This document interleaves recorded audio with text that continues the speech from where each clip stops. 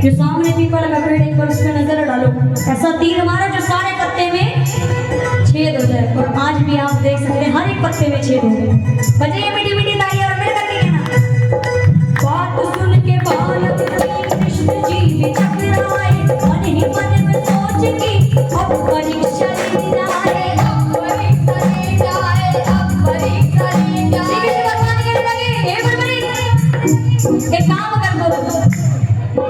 बोले कृष्ण जी उसको काम तुम ये कर डालो, सामने जो पीपल है उस पे तुम नजर डालो।